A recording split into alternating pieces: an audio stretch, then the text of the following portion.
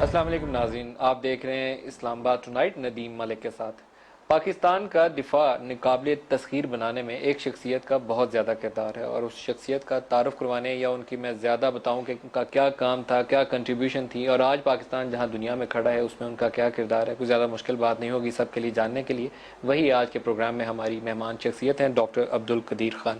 Doctor صاحب خوش آمدید کہتا ہوں اس خصوصی نشست میں۔ السلام علیکم سر۔ آپ سے پوچھنا چاہوں گا ان ابتدائی دنوں کی باتیں، پھر ہم ان الزامات کی طرف بھی آئیں گے جو ابھی ریسنٹ پاس میں جناب مشرف کی طرف عائد کیے گئے۔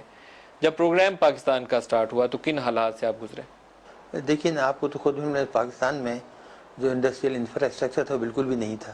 جب ہندوستان نے 74 میں ایٹمی دھماکہ کیا تو بھٹو صاحب نے ایک میٹنگ بلائی ملتان میں، اور تمام سائنسدانوں کو بلایا اور کہا کہ ہم ایٹم بم بنانا چاہتے ہیں۔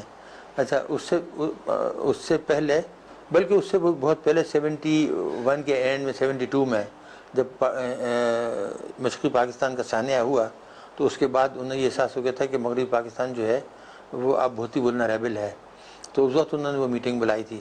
اچھا، اس وقت عثمانی صاحب کو اس لیے ہٹایا کہ عثمانی صاحب نے کہا تھا، حالانکہ وہ بڑے پڑھے لکھے تھے، کہ ہمارے ہاں انفراسٹرکچر نہیں ہے اور ہم یہ کام نہیں کرتے، اور وہ حقائق پر مبنی تھا، انہوں نے جھوٹ نہیں بولا تھا۔ تو اس کے بعد یہ سلسلہ جاری رہا، کوششیں کی، اٹامک انرجی کمیشن والوں، ایک ہی ادارہ تھا جو یہ کام کر سکتا تھا، لیکن وہ اس قابل نہیں تھے، وہ کبھی نہیں بنا سکتے تھے۔ تو 74 میں جب انڈیا نے ایکچوئل ایٹمی دھماکہ کیا تو پھر تو نیچرلی پاکستان پینک میں آ گیا، بھٹو صاحب پینک میں آ گیا، اور کیا پورا پاکستان ہی پینک میں آ گیا، ہم خود پینک میں آ گیا۔ تو میں اس وقت بیلجیم میں تھا جب 71 میں مشرقی پاکستان میں پاکستانی فوج نے ہتھیار ڈالے تھے، ان کی بے عزتی ہوئی تھی، اور ہندو اور سکھ ان کے جوتے لاتے مارے، ان کے سر منڈے ہوئے تھے، ان کی کمر پہ کراس بنے ہوئے تھے، اور یہ ڈھکے لے جا رہے تھے بھیڑوں کی طرح کنسنٹریشن کیمپ میں۔ تو مجھے بڑا دکھ ہوا تھا، خیر میں کچھ نہیں کر سکتا تھا۔ 74 میں جب انڈیا نے دھماکہ کیا تو اس وقت میں ہالینڈ میں تھا، اور میں نیوکلیر فیلڈ میں کام کر رہا تھا، اور بہت ہی اہم فیلڈ تھی اس وقت، دنیا کے 2-3 ممالک کو یہ کام آتا تھا یورینیم کی افزودگی کا سینٹریفیوج کے طریقے سے، ڈیفیوژن کے طریقے سے ان کو آتا تھا، رشیا کو، چائنا کو، امریکہ کو، فرانس کو، رشیا کو، تو لیکن سینٹریفیوج کا کسی کو نہیں آتا تھا سوائے ہالینڈ، جرمنی اور انگلینڈ کے۔ ابتدائی رابطہ آپ سے کس نے کیا پاکستان سے؟ یہ کام ابتدائی طور پر رابطہ کس نے کیا آپ سے پاکستان؟ رابطہ کسی نے کیا، ہوا یہ کہ جب 74 میں انڈیا نے دھماکہ کیا نا، تو میں بہت دیر تک سوچتا رہا کہ کس طریقے سے بھٹو صاحب کو میسیج دوں کہ مجھے اس فیلڈ میں کافی مہارت حاصل ہے، اور یہ ایسا کام ہے کہ اگرچہ دنیا کے بہت ہی کم لوگ، یعنی 2-3 ممالک کی اس میں مہارت رکھتے ہیں، لیکن مجھے کیونکہ فرسٹ ہینڈ تجربہ ہے، میں یہ کام کر سکتا ہوں، اور پاکستان کے حالات کو دیکھتے ہوئے بھی ہم یہ کام کر سکتے تھے۔ تو پھر میں نے سپتمبر 74 میں بھٹو صاحب کو خط لکھا کہ آپ اس فیلڈ میں کام شروع کر دیجئے، یہ بہت اچھا ہے، مجھے تجربہ ہے، میں آپ کی کچھ مدد کر سکتا ہوں، بتا سکتا ہوں، جو لوگ ہیں وہ ان کا کیا رد عمل تھا؟ ان کا رد عمل بہت ہی اچھا تھا۔ انہوں نے 10-15 دن کے اندر ہی انہوں نے مجھے دعوت نامہ بھیجا کہ آپ آ جائیں۔ تو میں پھر دسمبر میں آیا، یہ ستمبر کے اینڈ کی بات تھی، ہم دسمبر میں چھٹیوں پہ آتے تھے، میں آ کے ان سے ملا، انہوں نے بتایا، یہ ان کو تو پتہ نہیں تھا کسی کو بھی، تو منیر احمد خان کو اور ان کے آدمیوں کو میں نے یہ بات بتائی کہ اس طرح لٹریچر وغیرہ بتایا، اور میں نے کہا کہ آپ انفراسٹرکچر سوچیے، کام کیجیے، اور میں چلا گیا پھر ہالینڈ۔ تو 75 کے اینڈ میں پھر آیا دسمبر میں، ہم ہر دسمبر کی چھٹی میں آتے تھے، اور کراچی میں میری والدہ تھیں، بہن بھائی تھے، تو وہاں جاتے۔ تو میں نے جب 75 میں آیا، پھر میں یہاں آیا، اسلام آباد آیا، گھوما پھرا، بھٹو صاحب نے کہا کہ آپ تمام چیزیں دیکھیں کیا کیا کام ہوا ہے، تو مجھے بڑا تعجب ہوا، دکھ ہوا کہ کوئی کام نہیں ہوا تھا بالکل بھی، قطعی پورا 1 سال ضائع ہو گیا تھا۔ میں نے ان کو بتا دیا، تو انہوں نے کہا کہ نہیں، آپ کا کیا پروگرام ہے، کہ ہم تو 15-20 دن میں چلے جائیں گے، چھٹی پر ہیں۔ تو انہوں نے کہا کہ نہیں آپ نہیں جائیے۔ میں کہ مہمہ ملازم ہوں، میں نے آپ کو کہا تھا مدد کر دوں گا، لوگوں کو بتا دوں گا جو مدد کر سکتے ہیں، یا وہ بچیاں ہوں پڑھ رہی ہیں، میری وائف اپنے والدین کی اکیلی بیٹی ہیں، ان کے ضعیف والدین ہیں، وہ وہاں رہتے ہیں۔ کہ نہیں ڈاکٹر صاحب آپ نہیں جائیے۔ جب میں نے میں آپ کو سوچ کے جواب دوں گا، جب آ کر میں نے اپنی وائف کو بتایا تو وائف پہلے تو ایک دم گاٹے شاک، اور کہتی کیا بات کر رہا ہو، یہ کیا بات کر رہا ہم تو چھٹی پر آئے ہیں، یہ وہ۔ تو پھر میں نے کہا ٹھیک ہے ہم جاتے ہیں واپس، ہم نہیں رکتے۔ تو کہ نہیں تھوڑا صبر کرو، مجھے سوالوں تو کرنے دو۔ سوالوں کر کے پھر انہوں نے بیٹھ گئے، ہم میرا ہاتھ میں لیا، کہا کہ ایک بات بتا, تم نے مجھ سے کبھی جھوٹ نہیں بولا. میں نے کہا چلو یہ تو کریڈیبلٹی ہے. تو یہ تھا کہ اگر تم رک جاؤ تو تم کیا اپنے ملک کے لیے اچھا کام کر سکتے ہو. میں کہا جی اس میں ایگزیجریشن نہیں ہے, لیکن سوائے میرے کوئی بھی نہیں کر سکتا. میں آپ کو بتا دوں دنیا میں کوئی نہیں کر سکتا, پاکستان کے لیے تو میں ہی کر سکتا ہوں بس. تو انہوں نے کہا پھر ہم رک جاتے ہیں. میں گھر جاتی ہوں, والدین کو سمجھا دیتی ہوں کہ مجھے بھی پسند ہے, گرم ملک ہے, اچھا سردی نہیں ہے, وہاں بچیوں کے لیے کھلی جگہ ہوگی اور آتے جاتے رہیں گے. پاکستان سے یہ جو ابتدائی طور پر فیصلہ تھا سیاسی سطح پر بھی, یہ ذوالفقار علی بھٹو کا یہ تھا. بھٹو صاحب کا تھا.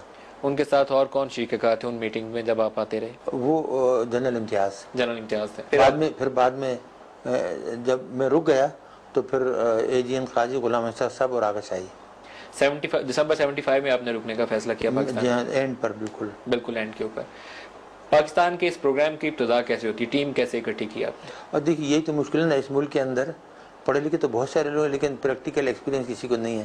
اچھا کسی کو انیشیٹو کی بھی عادت نہیں ڈالی گئی ہے, ٹریننگ ہی ہمارے یہاں نہیں دی گئی اور سیلف کانفیڈنس نہیں دیا. تو لوگوں کے پاس ڈگریاں تو تھیں باہر کی, لیکن کسی کو پریکٹیکل ایکسپیرینس نہیں تھا, کسی میں ہمت نہیں تھی یہ کام کرنے کی. میں نے ڈھونڈ کے مختلف اداروں سے, کچھ اٹامک انرجی کمیشن سے, کچھ ڈیسٹو سے, کچھ باہر سے, 4-5 انگلینڈ سے, ادھر ادھر سے دھیرے دھیرے ٹیم جمع کرنا شروع کی. کچھ جو لوکل تھے ان کو ٹرین کیا, ان کو ٹریننگ دی, سمجھایا, اور اس طرح ہم نے دھیرے دھیرے 2-3 سال میں بہت ہی اچھی ٹیم بنا لی تھی. غریب ملک تھا, فنڈز کہاں سے آتے رہے؟ فنڈ تو بہت ہی کم. میں نے پچھلے دنوں ایک مضمون لکھا تھا جنگ میں بھی اور نیوز میں بھی کہ لوگ جو الزام لگاتے ہیں کہ یہ بہت بڑا فنڈ خرچ ہوا, اس پہ کچھ بھی خرچ نہیں ہوا. اس پہ ہمارا میکزیمم بجٹ جو تھا سالانہ وہ $20-25 ملین تھا بس. 20-25 بلین روپے یا ملین روپیز؟ ملین ڈالر تو ادھر $10 کا ڈالر تھا, بہت کم تھا. تو وہ بس اتنا ہی تھا. اچھا اس میں یہ تھا کہ دیکھیے ہم نے کوٹے کی جگہ تلاش کی, پھر ہم نے وہاں پورا کنسٹرکشن کیا اسکریچ سے, پھر ہم نے لوگ بھرتی کیے, پھر ٹرانسپورٹ کا آنا جانا, وہ زمین خریدنا, بلڈنگیں بنانا, سامان خریدنا باہر سے, لوگوں کو میڈیکل دینا, بچوں کی ایجوکیشن, یہ سب خرچہ اسی میں شامل تھا. میں نے اس دن بتایا کہ جو مشرف نے 58 بلین روپے معاف کر دیے تھے یک قلم, اور ابھی پرائم منسٹر نے 33 بلین معاف کر دیے, تو وہ 58 بلین تھا, اس کا جو ہاف تھا وہ ہمارے 25 سال کے بجٹ سے زیادہ. ابتدائی طور پر سارا کام کوہٹا میں ہی ہوا؟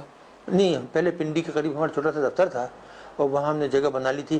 لوگ تو میرے ساتھی کہتے ہیں ہرگز مت لو, کوئی اچھی بلڈنگ لیں گے وہ, لیکن میں اس کا قائل تھا. میں نے کہا ہمیں کہیں سر چھپانے کی جگہ مل جائے تاکہ ہم کام تو شروع کر دیں.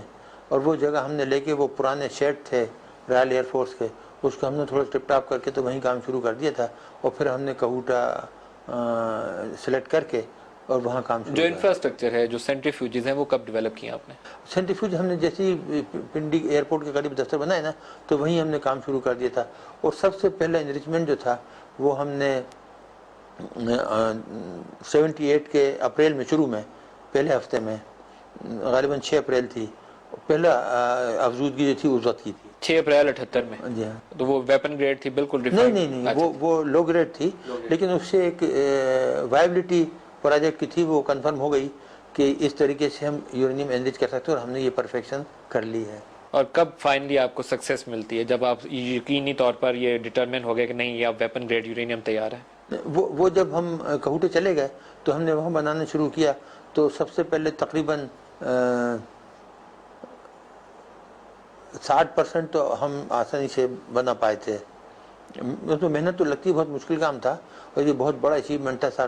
اس کے آگے تھوڑی سی پرابلمس آئی تھیں, لیکن وہ پھر ہم نے سالو کر لی. 82 کے آخر میں, 83 کے شروع میں ہم نے وہ 90% انیجمنٹ جو تھی وہ کر لی تھی. پاکستان کی ڈیوائس جو ہے ایکچولی وہ کب مارز وجود میں آتی ہے؟